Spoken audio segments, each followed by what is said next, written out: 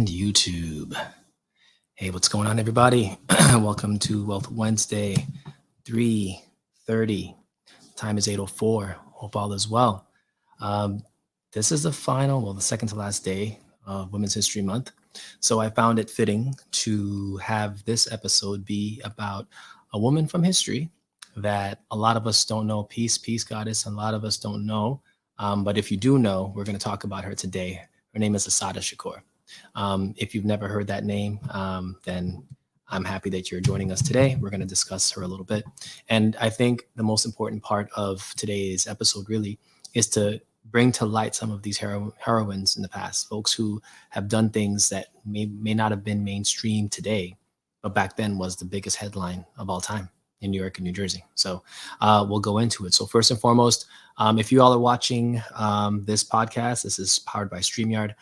We are The Way. This is our podcast. We do it weekly. This year, we've kind of focused more on historical references and trying to get ourselves a baseline for how we're going to move this conversation forward. Last year was a lot about wealth creation, looking at the way the economy is moving, looking at what's happening in the world. This year is going to be about looking at that, but also paying homage to the folks in the past who have got us to this place. So it's kind of been a return to our ancient history type situation for us. But it's the beginning of the year, and it's good to kind of get this out the way so that we can kind of move into the year knowing what everything means, knowing why Juneteenth is an important day, knowing why Emancipation Proclamation wasn't just freeing the slaves. That's not what it was for only. There was other economic factors that needed to be saved. And if saving, Black and brown bodies was going to be a benefit to that, then so be it. But that wasn't the primary focus. So understanding our history, understanding what's going on here is good and important for us to move forward. So if any of you are watching, just so you know, we'll touch on stocks real quick. So have you guys been paying attention to the stock market lately? I know that it's been going up and down. I know a lot of folks have been invested in a lot of things in the past, and last year was a pretty down year for a lot of folks. But this year, there's a lot of ups and downs, right? There's a lot of energy going into different industries. And then now we have talks of war. So what I'll tell you is this. The strategy doesn't change. For all of you who are invested, the strategy doesn't change. This is about accumulating shares. We've talked about this for a year. I'm going to say it one more time. I'm not waiting for a cannabis industry to blow up before I buy shares of stocks in the cannabis space. I'm not waiting for green energy to blow up before I buy shares in the green energy space. You have to spend the time now to invest in these stocks that are depressed, that are lower than low. Get in them now.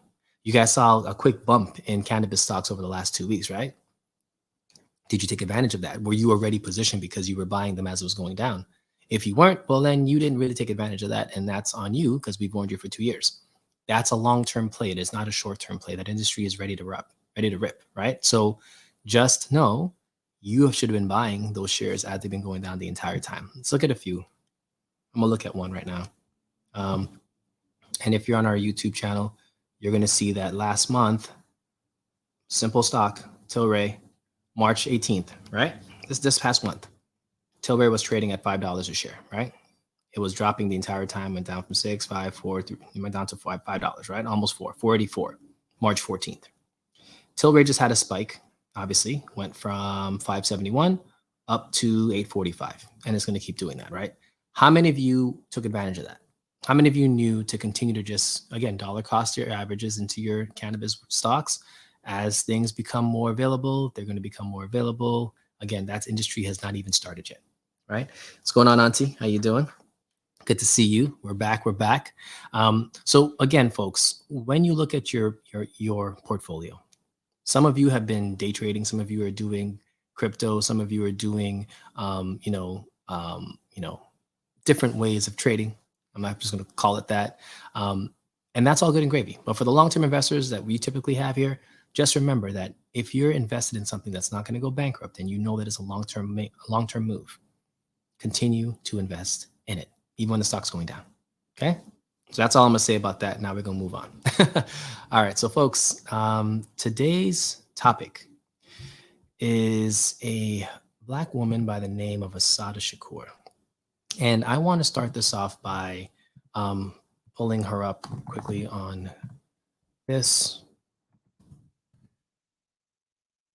She recently wrote a book, and I'm going to post this in our I'm going to post this here. Recently, not recently, this was 1987, but recently enough. This book was written. She's currently 74 years old now. She was born in 1947. And according to, we'll just read her bio. So, Assata Shakur is a former member of the Black Liberation Army who was convicted in the first-degree murder of State Trooper Warner Forster during a shootout on the New Jersey Turnpike in 1973. Shakur is wanted by the FBI, and there is a $2 million reward for her apprehension. That's currently what it stands for, Assata, right now. Now, to understand a little bit about her, this book, and I would recommend anyone who has never heard of Assata Shakur. And the only reason I got this book was because I went to Audible. I had bought a book on Stokely Carmichael. I bought a book on what's his name? I'm looking at his face in my head right now. Marcus Garvey. Jeez, I'm seeing his face and his name's not coming to mind. Marcus Garvey, Stokely Carmichael. And as I was buying those books, I saw this book pull up as, based on your recent history. So I looked up the ratings and 5-star book. I was like, I don't know who she is, but 5 stars, I'm willing to find out. And it's Women's History Month, so why not find out something about a woman? So I did that. And this biography that goes into her, narrated by Serena Riley, amazing narrator, it talks about her life from when she was a child up until this case that we're talking about in New Jersey, where she was, apprehended for, the murder of a state trooper on the turnpike. Now, I love the way that this is written because it takes you on a journey, one of the current, the present time when this book was written, as well as going back into her childhood and just kind of contrasting each chapter. So one chapter will be about her current life and her current situation with all of the legal troubles that she was going through, looking at the court cases, how the system was rigged against her, all of those things. And then the next chapter would be about her in childhood when she was 13 years old, running away from home because she just wanted to not deal with that stress anymore and wanted to be on her own and be free, and getting into a lot of trouble, but also learning a lot about the nature of the experience of being Black in the 70s. And that to me was one of the most important parts. Being Black in the 50s and 60s, there was a lot of traumatic responses that a lot of men and women back then went through, and it was post-slavery. So a lot of those habits were actually ingrained in the culture because of the way that they were treated during slave times. And that to me is something that we have to be able to see the root of. We look at how, I mean, if you guys know West Indian men, you'll always have oh, West Indian men are always fun, but they're kind of loose in the pants, right? Or you'll talk about Africans and say, oh, Africans are so stern and their kids are always, just, very focused and they're not distracted by da da da da. Like there's always these stereotypes and ideas of what cultures are like just based on where you are and where you're from. And when you think about the American culture and the way that the culture developed post-slavery and post Marcus Garvey times, and now with the Black Liberation Army movement that was happening in the 50s and 60s, Stokely Carmichael's time, same thing.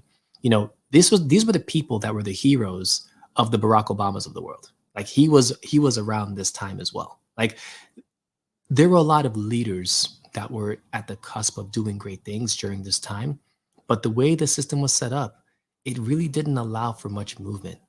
And in Assata's case, she was a student, she was an activist, she was a very headstrong individual, but she also didn't stand for nonsense. And it was difficult for her to pretend and to be phony and fake when it comes to like real life issues. If you were telling her something about, the movement of being liberated and she didn't agree with it, she would tell you to your face and not have any qualms about it. She'd curse you out cold.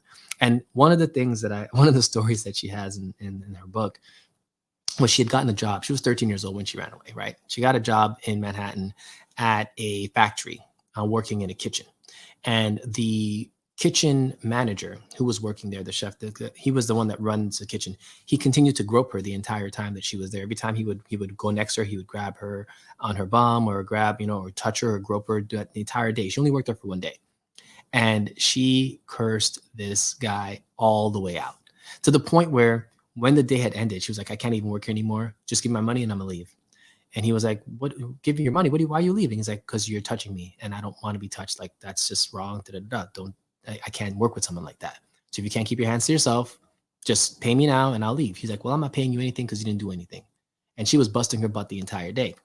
So she threatens this man and says, listen, if you don't give me my money for the money I worked for today, I'm going to go out there and tell everyone what type of pig you are and how you've been groping everyone that's in here. Da, da, da, da. And she started threatening this guy and she started raising her voice. And there were some workers that were coming in and she was dead serious. The guy was like, okay, go ahead. And he counted on her money right there. He's like, okay, get out of here. Just leave right now. And that's the kind of fire that this woman had at 13. Like, we're not even talking about like a grown person. Like, you're still like a kid, but you had a sense of maturity to you. You know, Assata Shakur is a person, in my opinion, who stood for the right values, did not take, mistreatment easily, was able to organize other people and herself in a way where she was understood by many that loved her. And when you understand who she is and then you realize the type of cases that she had, it's a contrast. There's no way that a woman like this could have been responsible for the murdering of multiple police officers, the robbing of multiple banks, all of these things that she's accused of that she was acquitted for. She had 3 cases. Literally, one was for a bank robbery case, acquitted. One was for murdering a cop, acquitted. Like, they couldn't even have the evidence to base the actual accusation on. So they were just trying to pin a lot of the violence that was happening back then on anybody. And they wanted to pin it on her because she had been caught up in the situation with this state trooper. So let's get into a couple of parts of this. And I'm going to put this down because I don't need this anymore. Let's get into a couple parts of Assata Shakur's life that I definitely wanted, that definitely stood out to me. And again, I'm going to recommend everyone get this book, especially if you are a woman of color. I would recommend you get this book and kind of take a peek into her life and what she experienced, because you will see a lot of similarities between 1950, 1960s, and 2020. Like, you're going to see some similarities there because society hasn't moved fast enough. It's moved and things are better, but it hasn't moved fast enough. And some of the things that she expresses in that book are experiences that anyone can relate to. As a man, I relate to them. As a woman, I know you would relate to it as well. So definitely, we'll get into it. So her maiden name, not maiden name, but her actual born name was Chesmar. Let me pull up, hold on, pull up her born name. Joanne Deborah Chesmard is how she was known. That was her her government name before she changed her name to Assata Shakur. And she wanted to change her name because she wanted to identify with a name that represented how she felt about herself. And both of those names, Assata and Shakur, were both names that had meanings. And I'm not going to spoil it for you. So if you read the book, you'll get the meaning of those names in the book. But one of the things that stood out that she talks about in this book is the way that the government at the time wanted to destroy multiple movements and how they did it. For me, you continue to make the mistakes of the past if you don't learn from the past, right? If you don't learn what people did to incarcerate you or that they did to keep you down and out, then you're going to fall for the same tricks, right? So I'm gonna give you guys a couple of things that I took away from what Assata shared. One of them was the government was hell bent on not giving folks a fair trial back then. We're talking about in the 50s and 60s and 70s. And the reason for that is because they had the game rigged. In New Jersey, where the major case took place, right? Assata was in a car with a friend of hers. They were pulled over, and during that pullover, she apparently got shot through the back, like through the seat, like literally her hands were up, and she got shot through her back, right? And the officers were also shot because there was a second car that was following Assata's car, and they had some probably Liberation Army folks in that car as well, and they saw what was happening, so they came to the rescue. But a shootout occurred, one of the cops were murdered, and shots were fired back and forth. But again, that other car got away. So Assata is now sitting on the ground, bleeding, with a bullet wound through her body. And these police officers, because they were so upset about what just happened, they continued to abuse her, literally hoping that she would die. And this is the way that things were back then.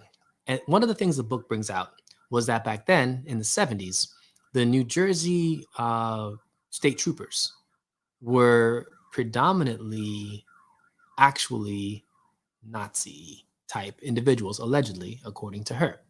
So there was a huge Nazi presence in the state troopers of New Jersey back then. And it was to the point where, any attack on that group of individuals was one where they saw it with complete vitriol and they would attack and do whatever they could to keep you down. Now, that was back then. In one of the hearings, the jurors were actually comprised of cousins, siblings, and I think nieces and nephews of state troopers. Like the entire jury was comprised of just folks that were a state trooper family. So you know that she was going to get a guilty verdict for that, right? This is the way that the game was played back then, to the point where they couldn't even get physical evidence or someone to come and do like an actual physical inspection of the evidence on site, because any person that was like a coroner or a specialist within the police department that was used to actually get specimens and test to see if the blood is actually there, if the items were tampered with, all those types of things. If they actually helped her case, they wouldn't get work with the police department again. So this entire system was literally rigged to the point where she couldn't even get witnesses to actually testify about the evidence that was submitted. So whatever the police said is exactly what was on record and nothing else. One of the things that happened to her in court was for the bank robbery case. The judge wanted her to take a photo with the exact same positioning as the bank robber's photo that they had from the bank, to try to overlay the pictures to paint her in that exact situation. So they were trying to put a wig on her, the same wig that the bank robber had, hold her in the same position, and ask her to take a picture. She's like, I'm not doing that. And this is the Assata I'm talking about. She was the kind of person that if she wasn't doing something, there's nothing you can do to make her do it. So the judge and the agents, literally, the judge ordered that she must take the picture regardless of what she's saying no. The agents jumped on her, literally were manhandling her, beating her, punching her in the courtroom. And they forced her to look in the camera and take a picture. Her arm was numb, like they were like literally abusing her, brutalizing her in the courtroom. Just take a photo so they could overlap it on the bank robber's photo to make it seem as if it was her. That was something they were doing back then that was typical. Now, would that happen in today's courtroom? No, it wouldn't. But the fact that it happened in the 1970s, and that was a normal thing, should give you guys some pause. Like, understand how far we've come by understanding how deep things were back then. Assata Shakur was literally in a courtroom getting abused in a courtroom by police officers. And it was okay because back then it didn't matter. Her attorney at the time was her auntie. And her auntie was like, I just want to state for the record that they're yanking my client's arm behind her back. I want to state for the record that they're punching my client in the ribs. I want to state for the record that my client's arm is now disabled and is not working correctly and they're jarring it. Like, she had to literally, I want to put on the record that they're choking out my client.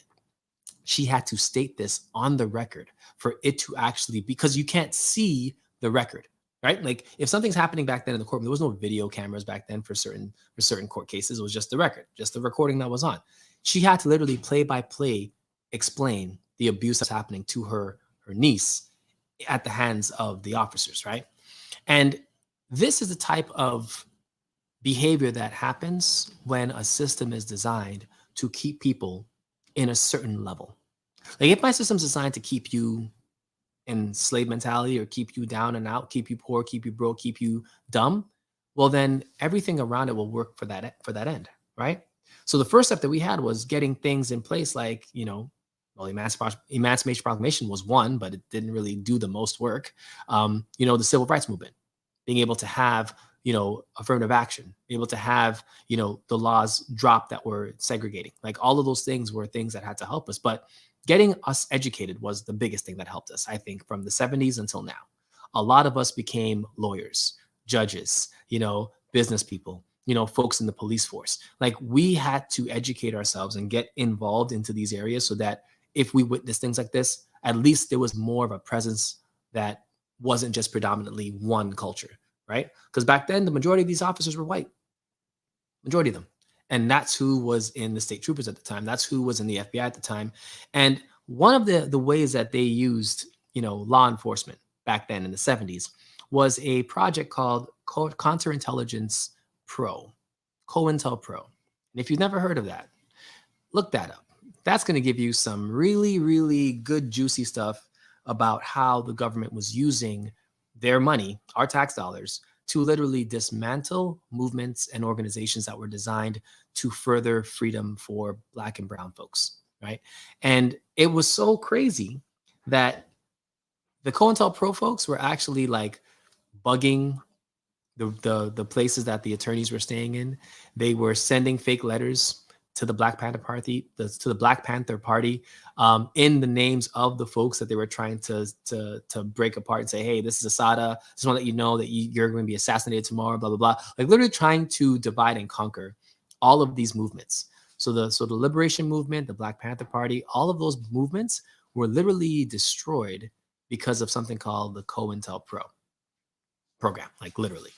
And that to me is something where it's like, wow, if your government can assign a group of people to literally infiltrate your greatest leaders or the folks who are trying to liberate you and destroy their organization from the inside out, what does that say about your government, right? And I'm not, again, I didn't live during that time. I was born in the 80s. So this was before my time. But some don't, which is if you don't know your history, you're set to repeat that if you don't know that. So if you don't know that there are nefarious ends that may not be justifiably in your favor, having an awareness that it can happen is the first step. And not to say that it's the most important step, but it's the first step. And Assata knew that. She was literally on the run when they caught her because they were trying to get her. They had put the bank robbery pictures up in every bank. Every police officer had her photo saying, "Hey, she's been robbing banks and killing people. She's the mother of the movement. Get her. You see her, stop her, pull her over. Boom, there you have it." Like it was literally a campaign to take this woman who has done nothing but try to fight for freedom and put her behind bars so that her story could never be told. So, to give you guys the good news, right? So Assata Shakur, got caught up into these co-trials, and she was literally in prison for as soon as they caught her, she was in prison the entire time until she escaped prison in 1979, November, I do believe. She had escaped prison, and that in and of itself that's a crazy story. Like she was in literally a lockup in New Jersey, and two Black Liberation Army folks came in posing as guests, and they pulled out 45 caliber guns. They took two hostages, and they forced them to let her out. They stole one of the vans that the correctional facility has, drove it out of there, changed cars, and then literally disappeared off the map, right? And for 5 years, she didn't have any sort of footprint anywhere until she showed up in Cuba, which is where she's in asylum right now, right? Alive. Now, why is that good news? Because that doesn't usually happen. It doesn't usually happen. Typically, when you are in prison, you're not getting out. And she was, I think, serving a 50-year sentence, I do believe, for the murder of that officer on the thruway, which she didn't. Again, she's serving sentences for a crime that she couldn't have committed. She was shot in the back. One of her arms was paralyzed, and the other officer was outside the car, shot. How could that have happened by her, right? So it's these types of cases that I wish that if she wasn't free today, I think that anybody with, wisdom, understanding, abilities, like we would have got her out because the story didn't make sense. And I think the further along that went, I mean, it would have just showed up as one of those things that that's a kind of story that she would have probably not been able to be alive. Like they would have to have ended her in prison. Like some random accident happened and she died in prison. Therefore, her story can't be told. That's the kind of woman that Assata Shakur was. Like you would not have been able to, she wouldn't have been alive this long in prison if they had gotten her in jail. She wouldn't have. Even to the point where the correctional facility that they sent her to was one for the most dangerous inmates, period. And a lot of Aryan sister women were in that prison as well. And there were not a lot of blacks. I think she was the only black, one of two blacks in that entire prison, in that wing. So think about the setup, right? Like I'm surrounding you with the Aryan sisterhood from California, the wives of Aryan Brotherhood folks that are in prison, the largest population in that prison at the time, and you're the only black person there.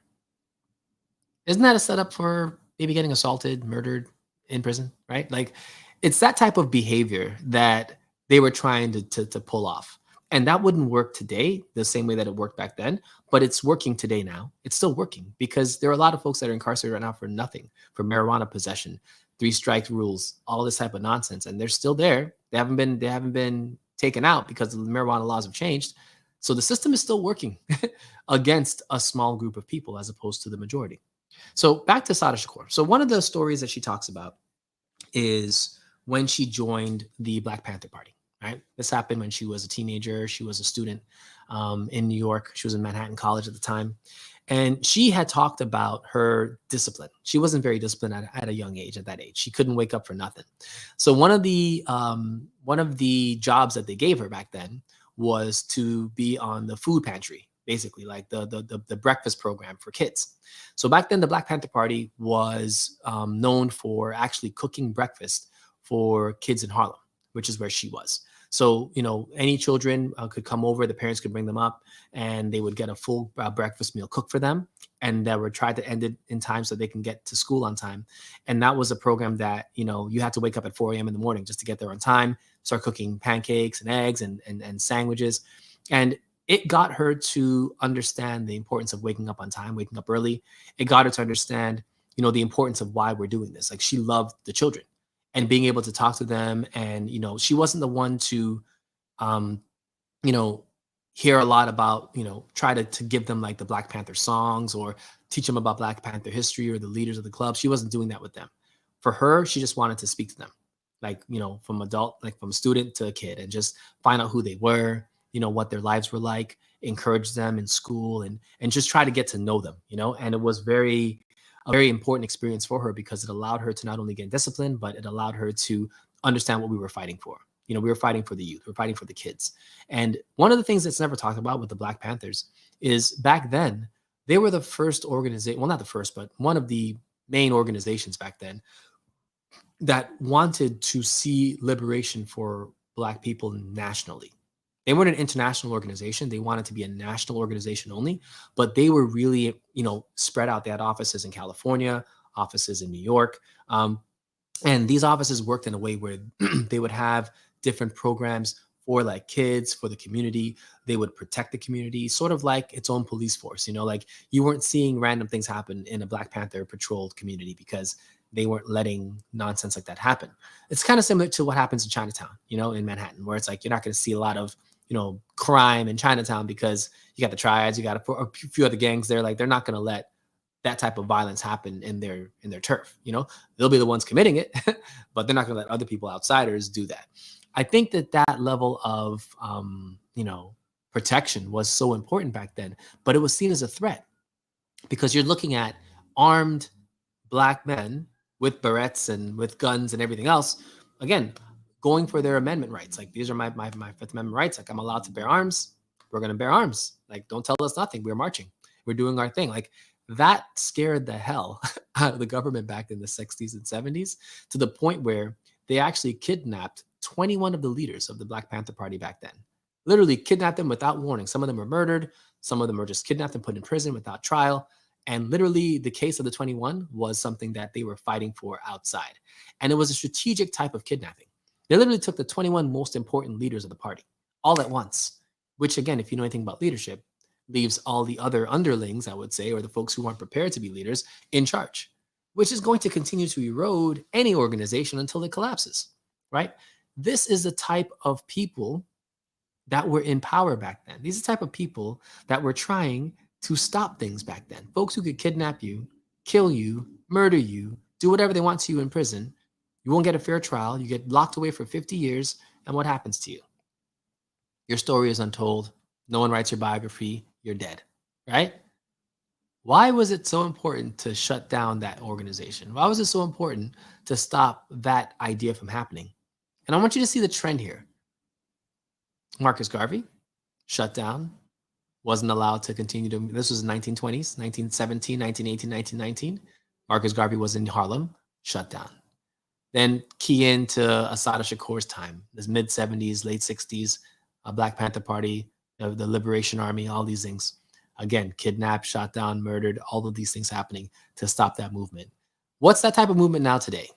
Black Lives Matter? No, I wouldn't say that's a similar movement. I think, again, we don't really have a movement today that is about what they were about. And you know why we don't have a movement like that? Because we learned. What did we learn? We learned that you don't have to title a movement for it to exist. We learned that decentralizing a movement is more important than having one specific figurehead. We learned that the more that we understand who we are, the more protection we have because we won't fall for the same tricks that we fell for in the past. Like, the war is different now. And when I say war, I'm not talking about a physical war. No, I'm talking about a spiritual and mental war, right? There's a war happening, and it's happening inside of each of your minds. It's happening inside of your homes. It's happening inside of your social media accounts. For folks who saw the slap that was seen across the world, and I'm gonna talk about it right now. Not to take off from Assata Shakur, but this is all relevant, right? When I think about what happened between those two brothers, right, that shows you a level of responsibility for a people and for a society, and a level of emotional trauma for a people and for a society. Both aren't bad. I'm actually happy that it happened. I'm happy that the slap seen across the world happened. Why? One, Women's History Month, a woman was defended. Number one. Number two, you got to see two men having a disagreement that turned into a physical altercation that showed the best and the worst of us in the same scene. Number three, both men knew that they were wrong for some part of it, owned up to the part that they were wrong for, which is amazing. Number four, they both apologized to each other with sincerity. And number five, in the heat of the moment, when you are disrespected on the largest stage of your life, doing a job that you had to do, when someone came up there and slapped the taste out of your mouth, you took it as a man, because your responsibility to that program, to the people that were going to be awardees that night, to the producer who was a black man, to the entire everyone that was there and present that saw you disrespected on national TV, you said, I understand that my purpose is bigger than this. I'm not going to retaliate. I'm not going to fight this man on this stage and ruin this entire show.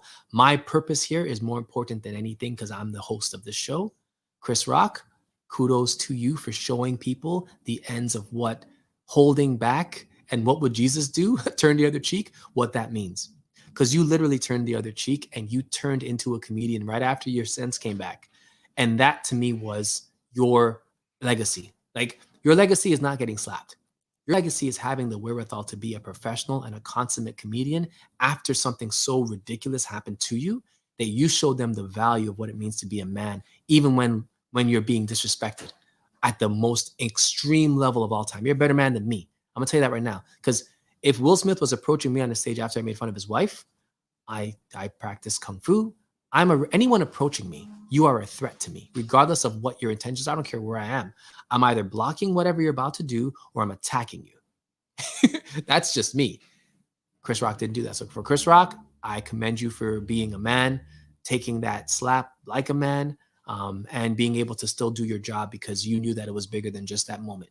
So kudos to you. And to Will Smith, brother, I understand the emotion. I understand defending your queen. I understand, knowing the pain that something like that's said insensitively can cause.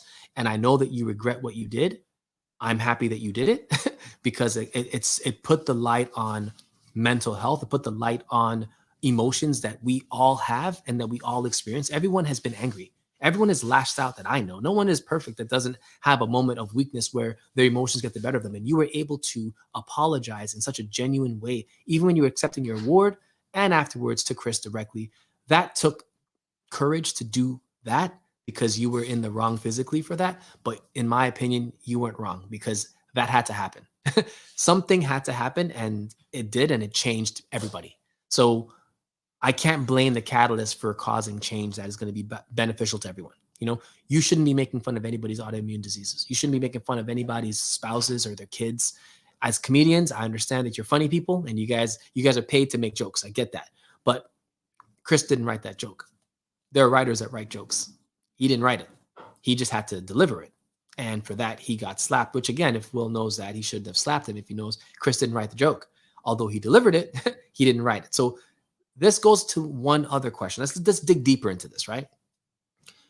If someone pays you to do a job and that job forces you to demean or to treat any other of your people in a negative way, how much ownership of that do you have? Like, are you going to allow other people to dictate and pay you to do something that isn't the right thing, especially against a brother or sister, right? Ask yourself, is the money worth it?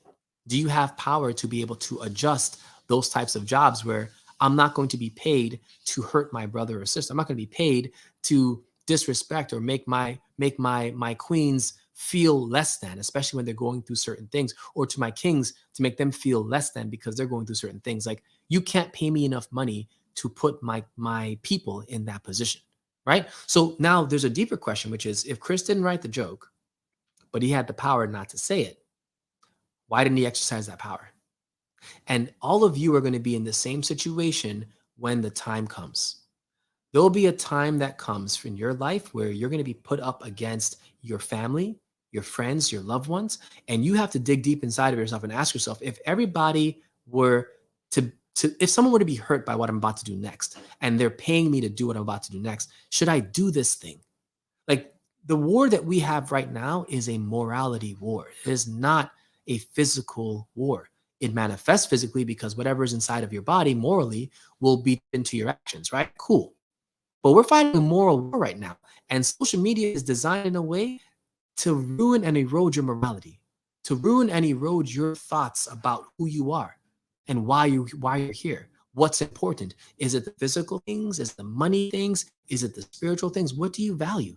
And how can we lower that vibration of what you value to being things that are just societal or things that are petty?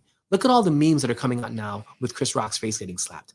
That is, you're basically, if you're entertained by watching Chris Rock get slapped, and again, I watched it several times the entire night. I was like, yo, I can't believe that happened. Because I was in shock. I'm like, I can't believe that happened. Is this real? Right? But I didn't watch it out of humor for seeing Chris Rock's face fly. I didn't make a meme about it afterwards because you know why? I see two men having a disagreement and embarrassing the hell out of all of us, but more so embarrassing themselves. And I'm not going to entertain creating anything in that realm. So if you're a person and you're listening to the sound of my voice, right? Ask yourself, are you helping out our society by making fun of a situation that is deeper than that? Where's your humanity in this situation? You know, there are so many different subjects that I can talk about just on that alone. Like, it shouldn't be funny watching a king or a queen be disrespected in public. It shouldn't be funny watching a king or queen be put in violent situations. And violence isn't just physical. Emotional violence is a thing. And when you make fun of someone's autoimmune disease, that's emotional violence, actually, right? We witness that, and we witness that every day. And it's like, is that a big deal? Is that a big problem? Just give you guys a story. And we're going to get back to Assata Shakur in a second, but quick story. There was a gentleman who I was at the gym this week, and he had lost his shirt. He had put it in the locker, didn't lock the locker. Someone took it out of the locker and put it on the counter, but he couldn't find it. He went in the gym. He was really upset. He threatened everyone in the gym. Then he comes downstairs, and I'm like, okay, let me go find this guy. I was in the gym. I was like, I see him. Everyone's like hiding from him because they're scared. He's probably like 6'3", built. I'm like, okay, big black guy, yelling, threatening people. I'm like, all right, let's go.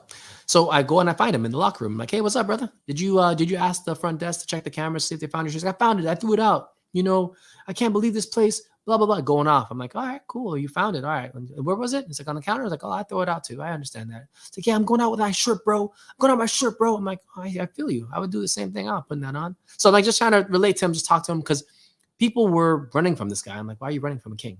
Like, he's just mad. Let him be mad. Like, why is it that when black men experience emotions that someone feels like their life is threatened? Like, are we not human? Are we not beings of this planet?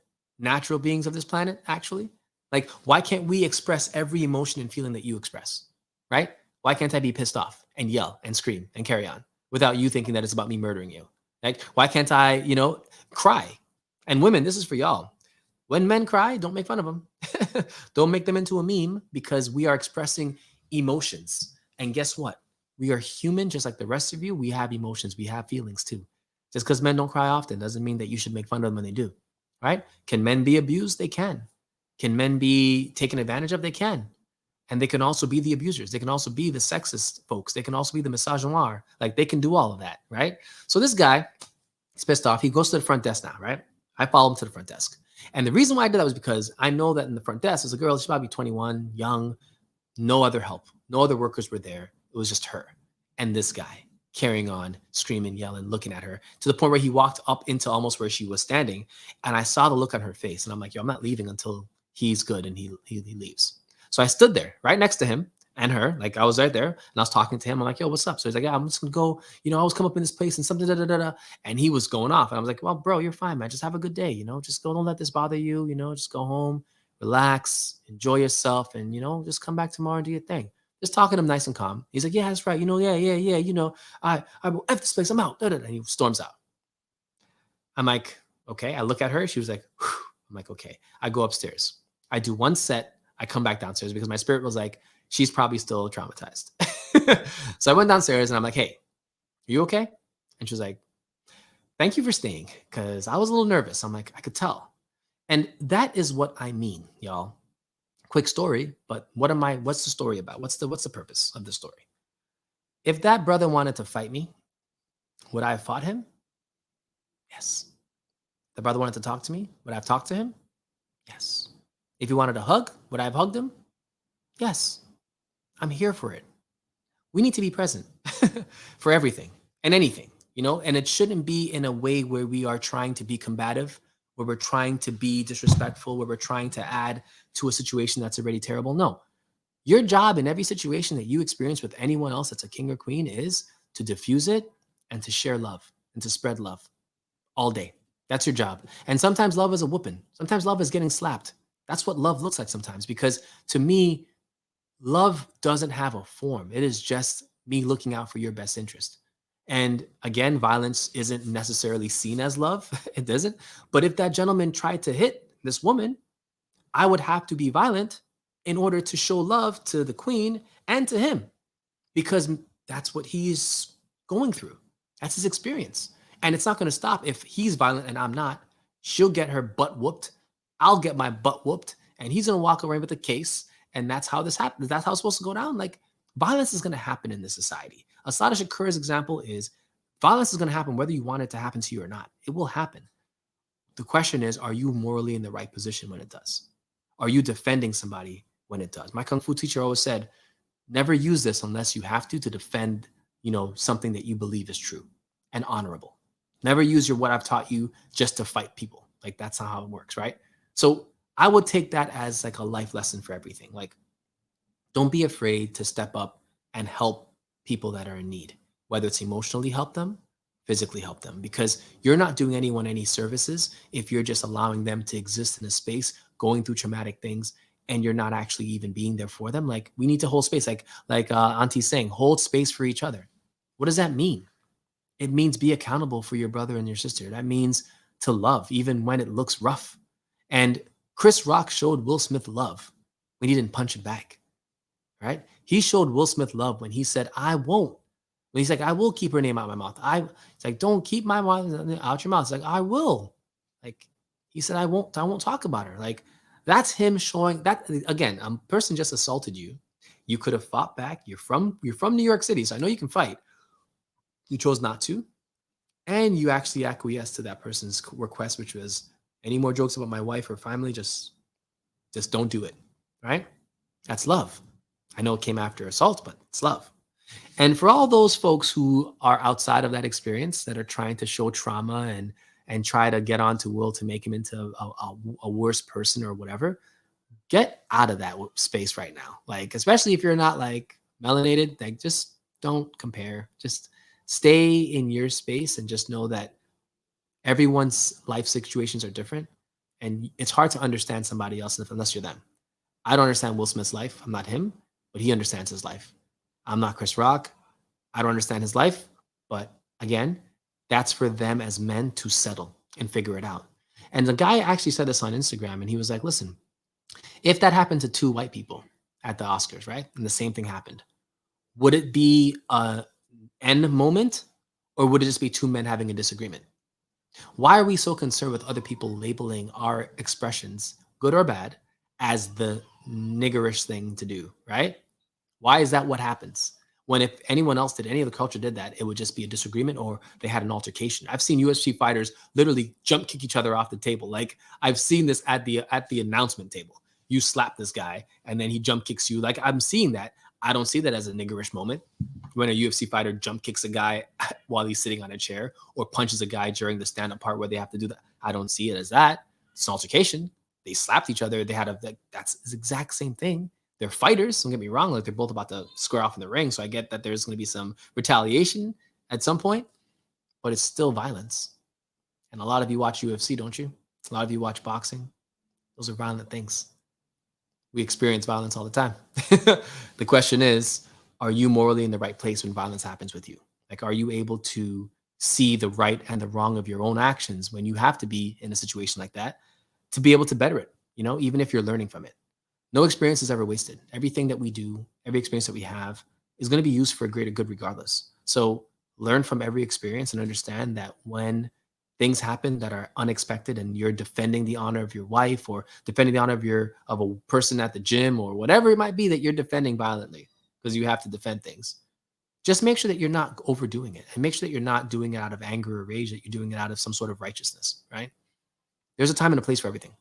And for all my brothers and sisters out there who, are talking about this subject, I want you to just have a new layer on that, right? Which is, how do I shed light on the issues that were brought to light by this altercation between Will and Chris, right? How do I bring to the attention of any comedian or anybody in general that bullying can happen anywhere, and that we have to defend ours? Like that's an important part. And I'm not saying that it's okay to be violent. I'm not saying that. I'm not saying that Will is right or that Chris Rock was right for not retaliating. Or like there's no right or wrong for me here. It's just lessons learned, which is we have to defend ours. Folks have to understand not to tread in certain areas. And freedom of speech is one thing, but just know that depending on what you say and who you say it to, you might get a reaction from folks that may turn physical or verbally assaulting, like verbally abusive. Like it can happen. Just be ready for that. If you're willing to dish it out, like, you gotta be willing to take it. A gentleman that I know had recently talked to me about his mother passing. And I immediately said, hey, yo, time out. This guy's mom just passed away. We're not making any mom jokes. We're not doing anything. Like everyone chill out, put your phones down. No more jokes about that. Like that's off the table. Don't talk about people's mothers that are passed on. Don't talk about the ancestors that way. I have too much respect for the ancestors to allow anybody to speak that way in my presence. Like I'm not even allowing in my presence for someone to down talk an ancestor in my presence. Like if you start, I'm going to check you immediately. Are you kidding me? Like, no, like we have to stand for things. We have values that are greater than, the moment. These values are everlasting. They've been around for centuries. The laws of Ma'at is just a small sample of values that we've had for centuries, for generations, right? So back to Assata. So after reading this book, and I don't want to spoiler any more of it, but I need you all to understand that these Black women, there was so much pressure on them from every angle. Black men back then were giving pressure to our women. They treated them disrespectfully.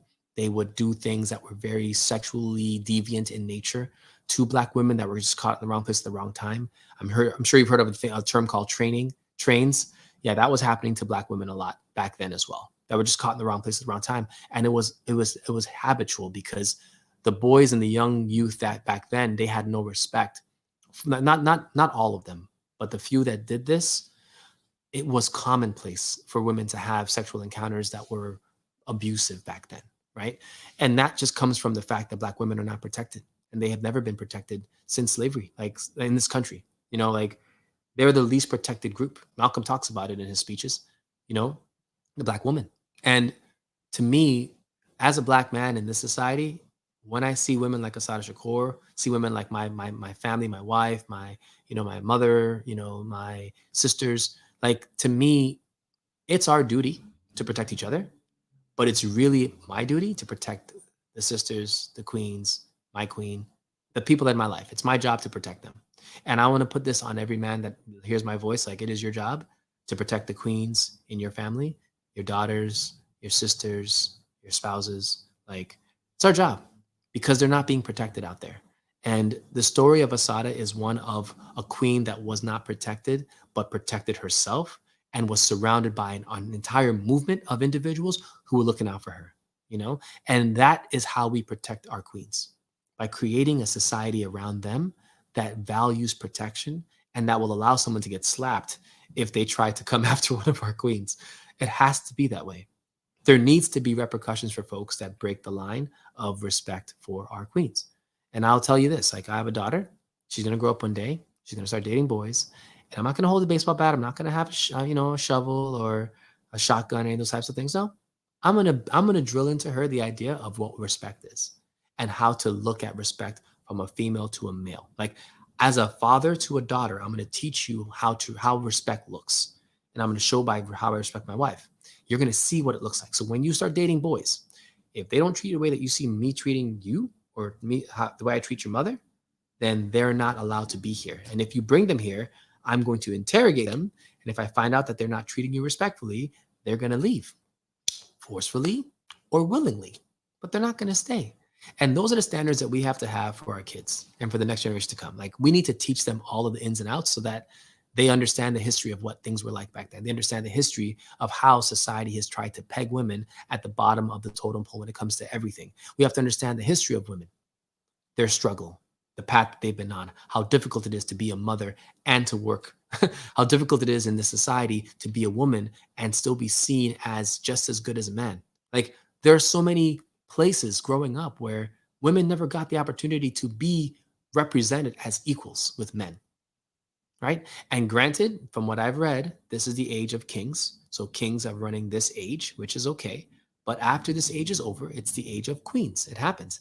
We rotate this back and forth throughout millennia. It's been this way for our entire, like, that's how life works here, right? So this is now the age of kings, which is why it's a male dominated society.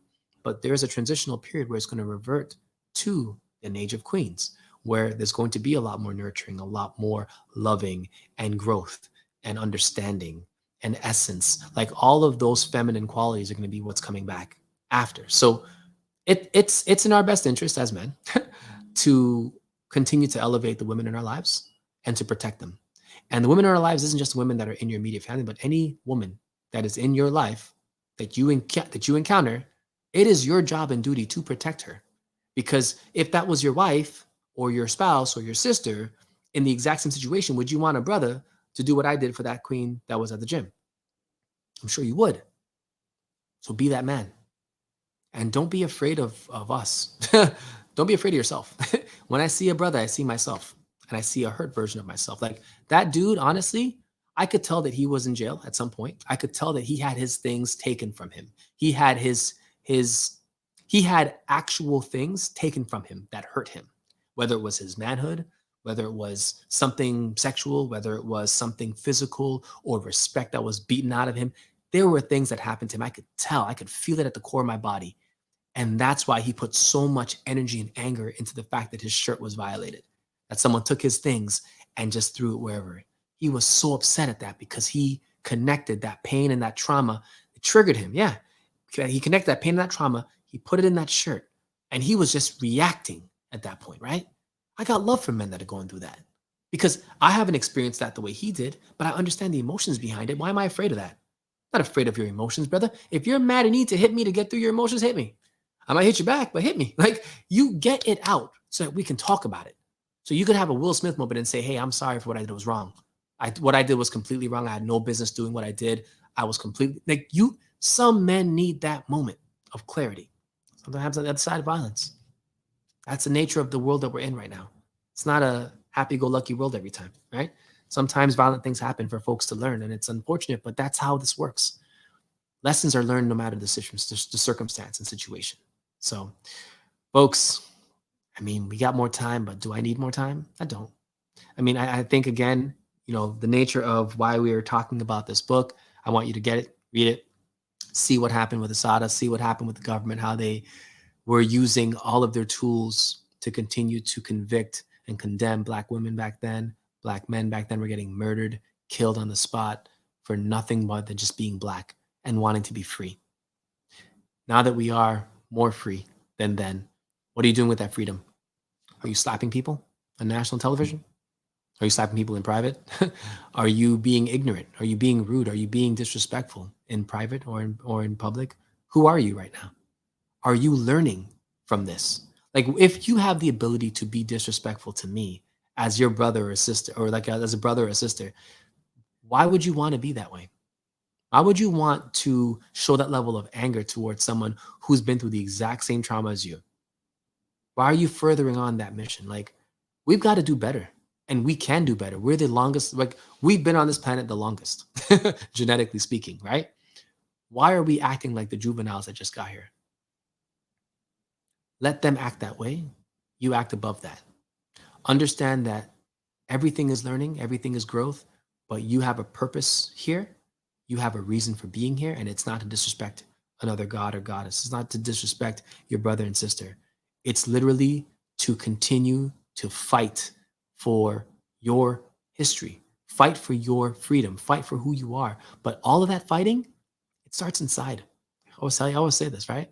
You got to learn who you are first before you can fight for anything. Because think about it. If you don't know who you are, why fight? The biggest war happens inside of our minds. When you think of things, you become a magnet to those things and they come to you. If you only think about money, you become a magnet towards money and things of money will come to you. But are you mature enough to handle it? If you're thinking about a new car, you're thinking about, whatever you're thinking about, it's going to come to you. But are you ready for it? So we have to make sure that we understand who we are and what we're ready for, what we can handle, and try to build that up so that whatever comes our way that we're looking for, when it gets here, we can treat it the right way, right? And if you think about the lynching bill that just passed, it took forever. That should have been passed probably 40 years ago. It's been on the table for that long, but they finally passed it. Why?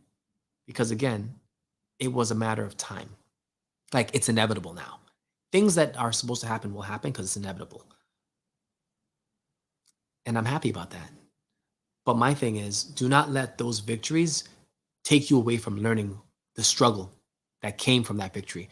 And I want you to ask yourself one question, right? Who else has ever been lynched?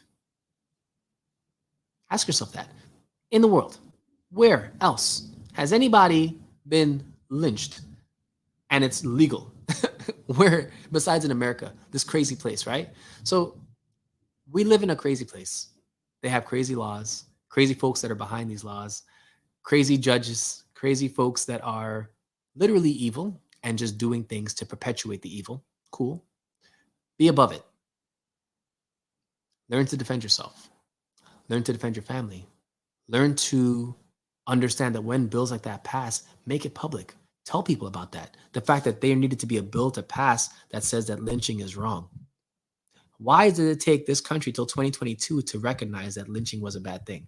These are the small things that happen in America. So, folks, the takeaway from Assata Shakur, the takeaway from that book, the takeaway from the liberation movement, takeaway from the Black Panthers being kidnapped, 21 of them, like the takeaway from all of this is there are nefarious forces at all times looking to see you hate you, looking to see you hate someone that looks like you, or to hate everyone else around you.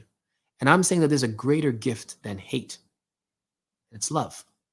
If I can learn to love myself and I can love myself really for who I am and just be accepting of that person, I can love everyone. And if I have love in my heart for everyone, then how can I hate anybody? Love is a stronger energy than hate. Love attracts more than hate. So if you can show folks that you have that in you, you're going to attract the right people in your life. And when you do, you can then create the legacy that you want. Assata Shakur was escaped prison because she was loved. She escaped prison because she stood for something that mattered, that was bigger than herself. And those folks were willing to die for that love. They're willing to die to see her free. That's the key. Like, the only reason that she is free right now is because someone loved her enough to risk their own life to take someone who was innocent, in my opinion, and in everyone's opinion, someone who was innocent of all the crimes that she was committed, that she was accused of, and extradite her out of this country. Think about what that means. Love did that, not hate, right? Love for our people did that, not hate for them. So let's focus more on loving our people, loving the trauma, the good and the bad, loving the slap and loving the slapped, loving all of it, and learning to support people's struggle. Like, everyone's going to go through a struggle. Be the one that supports it as opposed to the one that enables and continues to have that struggle be a thing. All right, folks. So that's it. That's our hour. We out. Thank you for joining me on this Wealth Wednesday. For everyone that came in and stopped by, again, please get the book on Assata Shakur. It's her autobiography. It was written, I think it was pushed out in 1989, I believe. An amazing book, talks about her story. She's free. She's in Cuba right now, alive and breathing free air. She was accused of many different crimes, but she didn't commit any of them. And to me, that's the type of woman that I want to end the Women's History Month with, is a woman like that. She saw the best in us and fought for it until the dying end of every part of her struggle. And she struggled. She got beat. She got kicked. She got choked. She got called out every N word you could think of. She was abused. She was, almost gang raped. Like, trigger warning. She went through so many things that almost ended her. And she fought through all of that because she loved herself and her people more than anything else. We got to learn from that. So, folks, appreciate y'all, value y'all. See you guys next week. Where in the month of April, we're going to be talking about stocks and the move to make, because this is now a new quarter. January, February, March has ended. April, interest rates are going up. Stocks are starting to move. Let's get you guys back on track. All right. Wealth Wednesday. We out. Thank you, folks. We'll see you guys next week. Peace.